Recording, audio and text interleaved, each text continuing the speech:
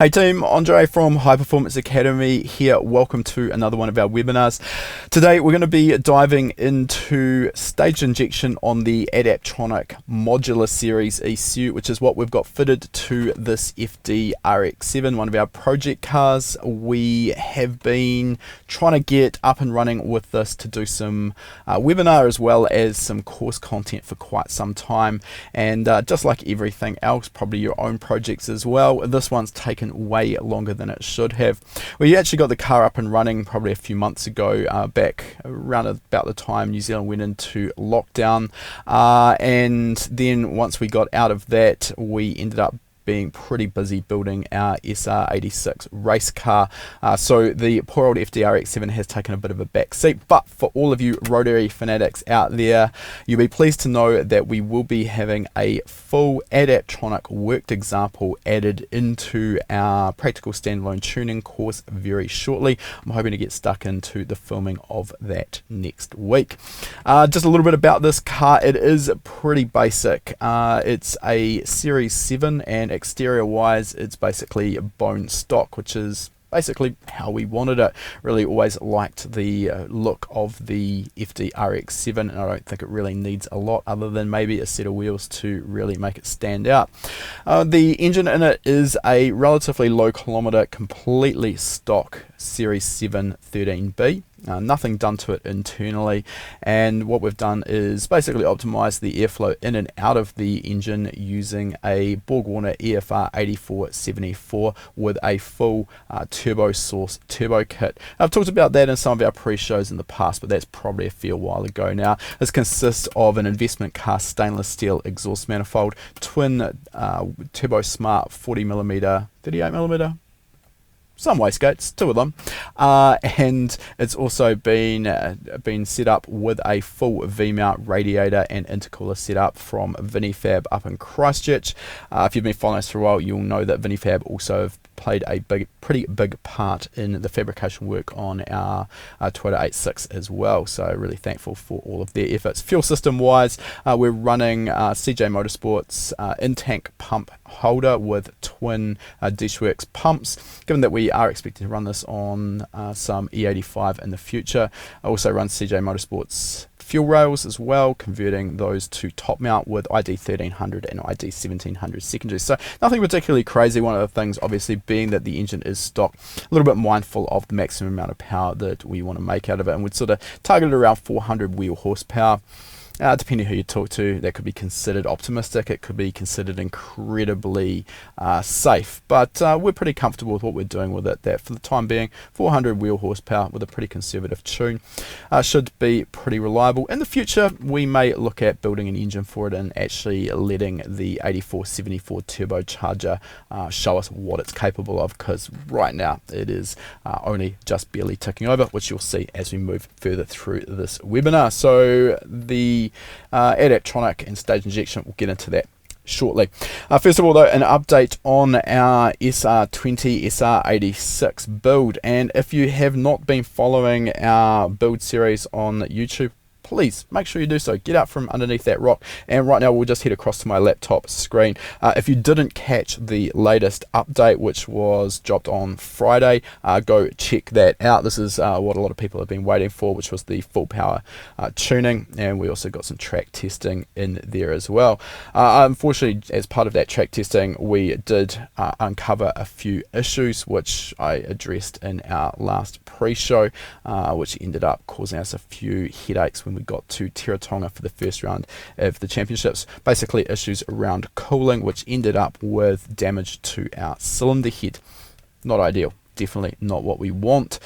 However, there is also going to be a vlog release on Friday, the end of this week as well, which goes into a lot more detail on what's actually gone wrong. You'll get a big behind the scenes look at what went into the Tonga round of the Endurance Championship, and yeah, why it maybe just wasn't our race. So if you are interested, make sure you check that out. If you aren't already subscribed to our YouTube channel, make sure you do so. And I'm pretty active in there trying to make sure I'm answering questions that get asked in those vlogs. So if you do have any questions on anything in those vlogs, please make sure you ask them, and I'll do my best to answer them there. So you'll find that on our our YouTube channel. All right, I'll head back across to my notes. Now, one of the problems, as I mentioned, we uncovered was that the cooling system was giving us some grief, and this basically transpired with overheating intermittently. It was quite difficult to pinpoint because it wasn't consistently overheating. We did have a little trouble initially, even on the dyno at lower RPM, keeping the engine cool. There's a variety of arguments as to what's causing this. One of the issues, though, which we were aware of, and again, understand here that we are time limited when we're building this car, so we couldn't do everything that was on our list or everything we would have liked to do, and some of them were compromises just to actually get the car finished in time for the event, which we did, so I guess you could take that as a win. However, one of the problems there is the mechanical water pumps. The mechanical SR20 water pump, obviously an engine that's designed in stock form with the S chassis there, the SR20DE and DET to rev to somewhere around about 7,000 RPM, and now we've got an engine that really wants to run all the way to 9,000, if not a little bit beyond. And to make matters worse there, the close ratio sequential 6-speed gearbox means that for a lot of the racetrack we're constantly between sort of 7 and 9,000 RPM, and often in the higher gears where the ratio drop is smaller, between closer to sort of 8 and 9,000. Now what this can cause with a lot of factory pumps, because obviously they are driven directly off the crankshaft, is the engine RPM increases, so does the pump speed, and what this results in sometimes is a phenomenon called cavitation. And basically when the pump cavitates, it's no longer able to move the fluid, move the coolant through the engine as you'd expect, and what it actually also does is creates little vapor bubbles, which is the last thing you want in your cooling system.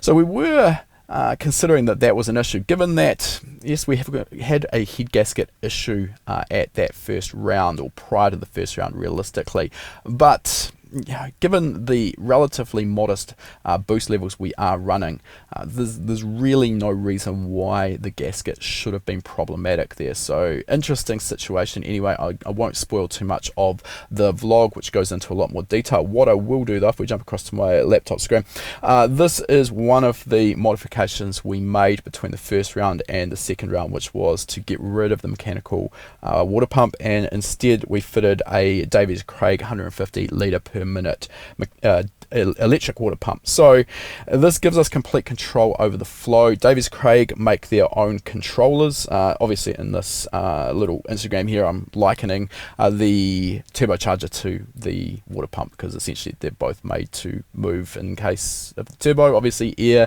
and in the case of the water pump move water, but the design actually is very similar to between the both, using a centrifugal style compressor wheel. So that's what that little Instagram is about. So the electric pump gives us complete freedom over the pump speed versus engine RPM. There's no link there. We can do whatever we want. And as I said, Davies Craig make their own controller, but we wanted to bring that in-house and do it ourselves. So given that the Ecumaster PMU that we are running, Power Management Unit, interestingly does give the ability to pulse width modulate outputs. This essentially gives us speed control. We wanted to try that out, although we weren't hopeful that that was going to be a great solution. The reason being that pulse width modulating these solid state outputs does create heat in the circuitry that controls the output. Ecumaster are very well aware of this and make you aware of that potential for problems in their instruction manual. So we were going into this with our eyes open. Given that the electric water pump does draw 7 to 8 amps peak, we found that at certain duty cycles it just was overheating the circuit and shutting down. So we tried it out, it didn't work, but we came up with another technique. So what I'll do is I'll just head across to our PMU software. A lot of stuff going on here, but I just want to talk about how we were controlling this. So there's a lot of information up here in our project tree. I'll show you the first setup that we were using here, which was our EWP control. So we'll double click on that and just see how that's set up. So this is a two-dimensional table here versus our engine coolant temperature. Really nice thing when you've got CAN enabled devices is it simplifies the communication between all of the different modules, and obviously here we've got a variety of different manufacturers involved as well. We've got a Motec ECU and Dash, but an Ecumaster PMU, but with the CAN messaging I can send all of that information through. So engine coolant temperature is actually coming through as a message from the ECU. and then we've got a axis here, so the numbers on the axis I should say here are the duty cycle that the pump will be operating at. So the idea here is by varying the duty cycle, it in turn varies the pump speed. We can speed up or slow down the pump to move more or less water through the engine and the radiator, which in turn controls the engine temperature. So as you can see, as we move from the left to the right and the engine warms up at low speed here, we're only low temperature, we're only done at 5% duty cycle, whereas once we get up to 85 degrees C, we're all in at 100% duty cycle. However, as I mentioned, it was an experiment. It didn't work. We were well prepared for that. So what we actually did was resort to a different technique of operating that, which is really much the same as how Davies Craig do. So we'll look at this other function we've got here, which is our EWP pulse control. Horrible drawing there, but you'll get the idea. So open that up, and basically what this does is controls when the pump is on and off. So in a way, I guess you could say it's still pulse width modulated, but the time frame for on and off is much slower. With the duty cycle control that I just showed you before, we were running the pump at 80 Hertz, so turning it on and off at 80 times a second. So basically how this works is when the engine coolant temperature is below 50 degrees C, which is this function here, what it's going to do is pulse the pump on for 10 seconds, and then it's going to turn it off for 30 seconds. So this just circulates the water slowly through the system, allowing it to heat up, and then moving the warm water out of the block into the radiator. Then once the engine coolant temperature is between 50 and 70 degrees C, so that's these numbers here, greater than 50 degrees, less than or equal to 70 degrees C, it's going to move to a different function where it's going to pulse it on for 10 seconds and off for 10 seconds. Then once we are above 70 degrees C, we're all in, it's fully on. Now this, I don't think this is the current profile that I'm running in the PMU. I think I actually added another stage which was between 70 and 75 degrees C, and then turned it on fully at 75 degrees C. It seems that that's actually worked really well, and with a few other changes that we have made to the system as well, we went to the track and it looks like cooling system issues no longer a problem for us, which is great. So we'll just head across and have a look at some data in our Motec i2. So this is a test session that both Ben and I drove the car at Highlands Motorsport Park, our local track. So there's a lot of stuff going on here, not too relevant. RPM in red up the top, throttle position here. The aspects that we're really interested in here is our engine temperature and our engine oil temperature.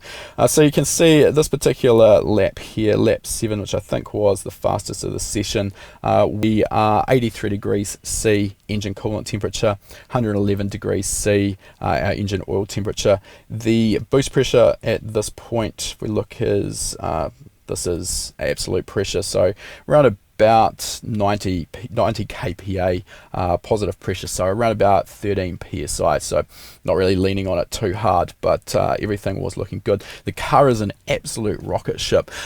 We couldn't quite extract the potential of the car during that particular test session. I think that particular lap there I did a 1 minute 47.1.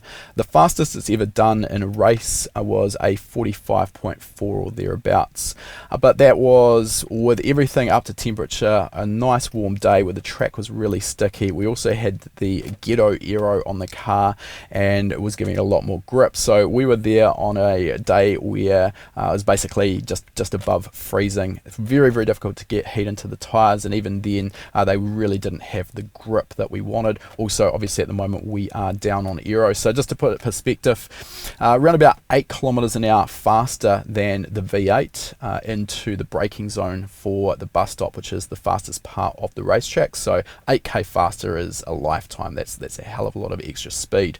Because of the lack of grip though, around about 4 to 5 kilometers an hour slower through some of the corners, so that's why we really weren't seeing the true benefit, but really positive and happy with that. Now getting back to our coolant temperatures, obviously looking at a snapshot like this doesn't really tell us a lot, so if I actually zoom out and we look at the entire session, it gives you a better idea of the trend. So what we see with the blue line here is our engine coolant temperature. It does start to come up a little bit as I sort of start driving the car a bit harder, and then basically plateaus through here at about 82 to 84 degrees C.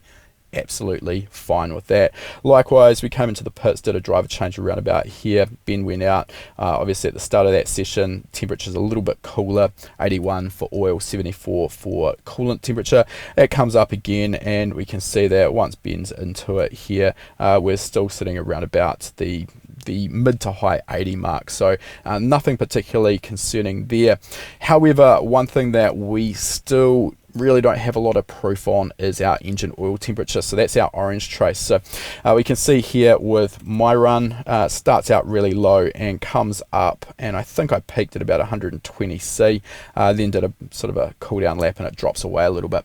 Nothing wrong with 120 C, but on Ben's run, which was a little bit longer, we can see that that actually peaked up at about 126 at this point here. Now, of course, when the oil temperature increases, so does the coolant temperature as well. So we may have to do some more to get the temperature out of the engine oil. But so far as the test goes, that was looking pretty promising, and pretty happy with how everything was for our test session. All right, I'll just head back across to my notes here for a second. Oh, actually, no, while I'm on that topic, while we're on the data there, we'll head back across as well. And again, if you have, no, I don't really want to open T2 server. We're not going to do any telemetry here in a webinar. What I wanted to do was have a look at the data from our coolant pressure. So if we just have a quick look here, we had coolant pressure added into the system prior with a mechanical pump.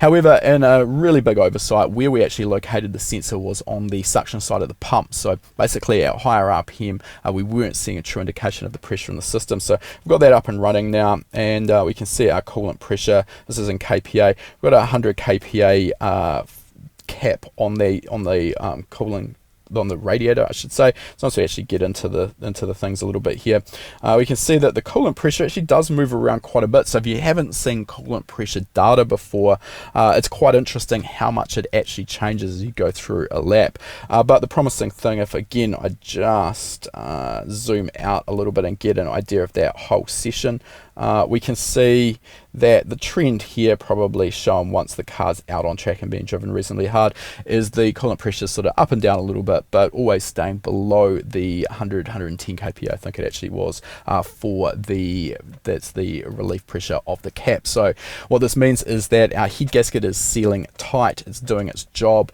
A good thing with having this data, which would have saved us back at Tauranga, is that we can also set up driver warnings on the dash to alert the driver to the fact something's not right. Within the M150 ECU, we can actually also bring in engine protection strategies if the coolant pressure exceeds certain thresholds for a certain period of time as well. So safe to say, we're going to be pretty well in the right place when we finally do get this thing to a race meeting. We've got more data than we can probably we could rightly expect to have. Also got our individual cylinder EGTs and lambdas in there as well. Now, unfortunately, this car is fighting us every step of the way. I got the engine back together after our cylinder head issue at Tauranga. The easiest solution there, given that we could source a couple of spare heads for a relatively modest cost, was to actually prep another head and replace that, given we had a tight time frame to turn the car around between events. There were some other modifications that were made to the cylinder head by the Machinist as well, which we took the opportunity to fit a set of Supertech valves. The factory SR20 VVL valves aren't really known for their reliability, and particularly it's a naturally aspirated cylinder head when now turbocharged.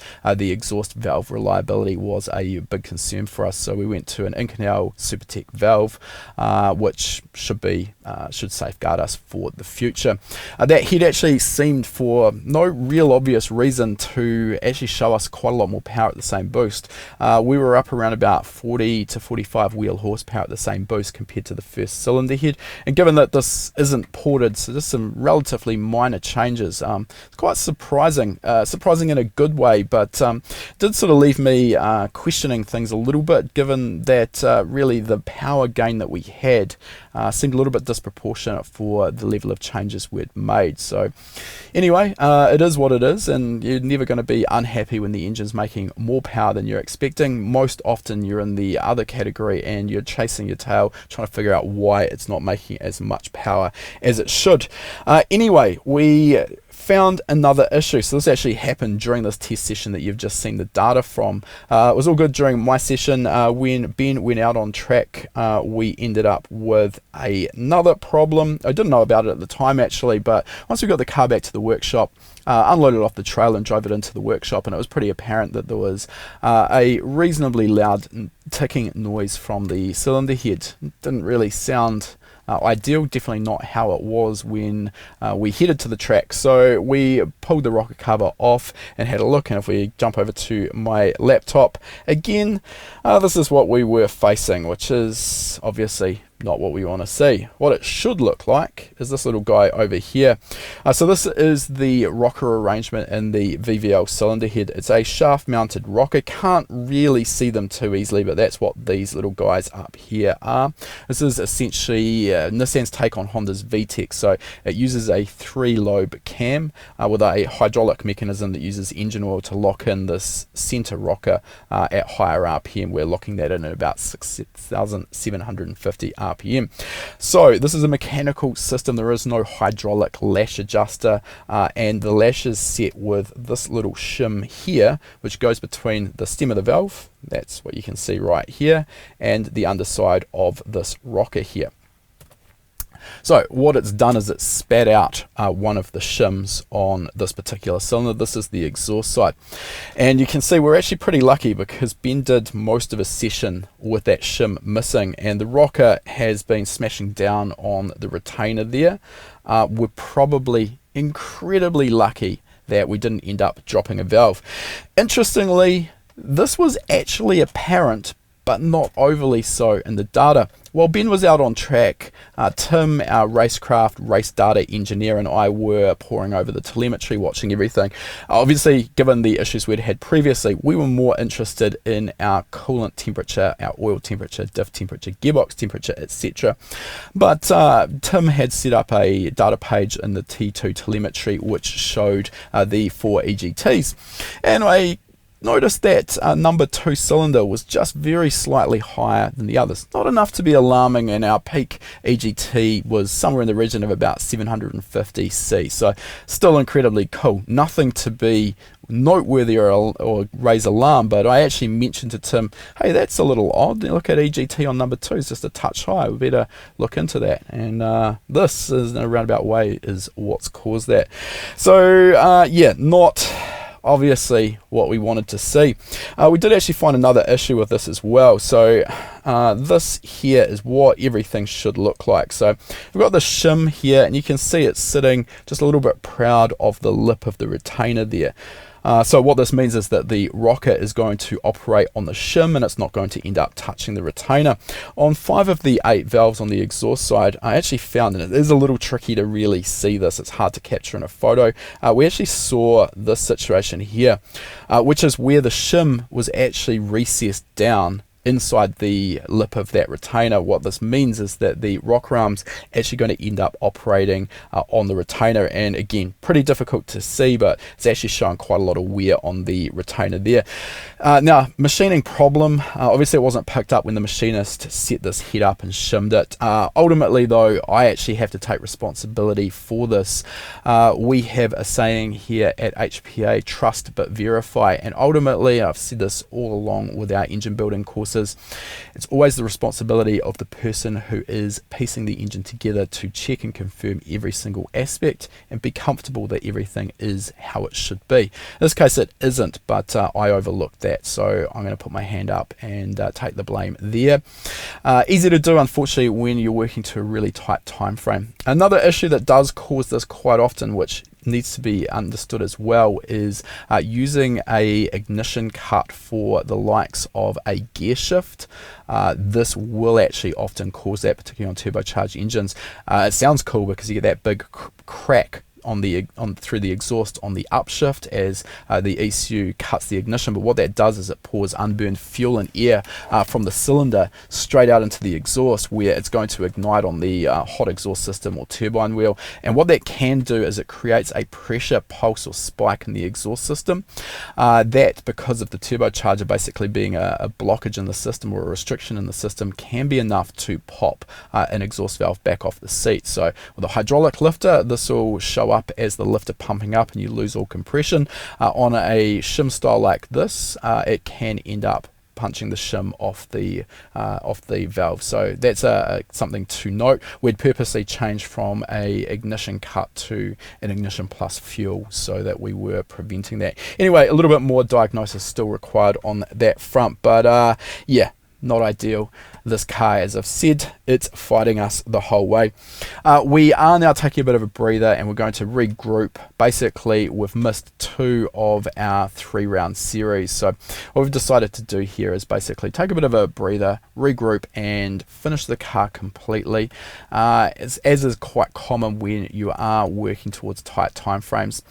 Things become compromised, and we don't want any more compromises. We want to basically have the time to go through this car thoroughly, make sure that we are comfortable with absolutely every aspect, get all the stuff that we hadn't had time to do on the car. We've got all of the aero sitting there from top stage over in Australia. Some of it's partially mounted. We've got mounts for the rear wing and diffuser, but it's a pretty big job to actually set that up, and the height of the diffuser and the underfloor off the ground is really critical to get the underfloor to do the job it's supposed to do. So now that we've got the time to sit back and actually get that done, we're going to finish that off. It needs to get the air jacks in the system as well.